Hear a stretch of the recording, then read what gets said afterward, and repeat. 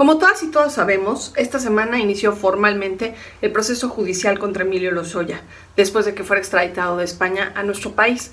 Pero desde que Lozoya aceptó regresar a México, como ciudadanos nos obliga a pensar en los pactos de impunidad que se han dado en los últimos años. Y es que hay casos para pensar mal. ¿Es Lozoya otro Javier Duarte? ¿O peor aún, será un Duarte en la opacidad? El caso de Javier Duarte terminó en una simulación de justicia de la lucha anticorrupción. En lugar de llevarlo a un juicio para esclarecer los hechos por corrupción por los que se le acusaba e imponerle una pena ejemplar, se llegó a un acuerdo con él que desembocó en una sentencia de 9 años de prisión y 58,000 pesos de multa para un exgobernador señalado por desfalcar a un estado completo como es Veracruz. La sentencia de Javier Duarte es una burla para los mexicanos. La organización Tojil documentó el proceso judicial de Javier Duarte y encontró varias irregularidades, entre ellas un probable soborno entre funcionarios de la entonces Procuraduría General de la República y el exgobernador. Estamos hablando de dos hechos de corrupción. El primero, en los actos de Javier Duarte como gobernador, y el segundo, entre Javier Duarte como acusado y la PGR como autoridad investigadora. Tojil presentó una denuncia por el acuerdo que hicieron las autoridades con Duarte, argumentando que la organización tiene carácter de víctima. ¿Quiénes son las víctimas de la corrupción? Pues somos todas y todos los mexicanos. La ecuación es muy sencilla. Si un funcionario se roba recursos del erario público o da sobornos para eludir a la justicia, ¿a quiénes está afectando con esa corrupción?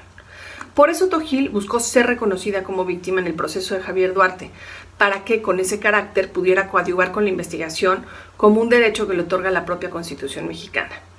Pese a lograr un importante juicio de amparo, la Fiscalía y el Poder Judicial Federal se empeñaron en negar este reconocimiento, bajo el argumento de que la ciudadanía no tiene por qué participar en un proceso penal por corrupción porque no sufre una afectación directa.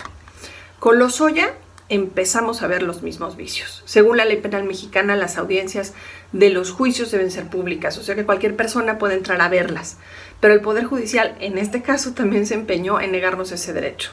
Peor incluso que en el caso de Javier Duarte. El caso de Lozoya se lleva a cabo en lo oscurito para que la ciudadanía no tenga acceso a saber cómo se está llevando el proceso y nuevamente sin un contrapeso ciudadano que pueda marcar la diferencia. Por eso Tojil ha llevado a cabo el caso de Duarte y lo presentó al Sistema Interamericano de Derechos Humanos con la intención de que sean reconocidos como víctimas de la corrupción por procesos judiciales que se llevan a nuestras espaldas. Si este caso es aceptado y llega a la Corte Interamericana de Derechos Humanos, podríamos tener un precedente muy importante para toda América Latina, en el sentido de que se reconozca por fin que los ciudadanos somos víctimas de la corrupción. ¿En dónde terminará esta historia? ¿Será por fin en una corte internacional que reconozca que los ciudadanos somos el único y real contrapeso contra la impunidad en casos de corrupción? ¿Será este el gran paso que necesitamos para no tener más Duarte, sino tener más Lozoyas? Estaremos atentos.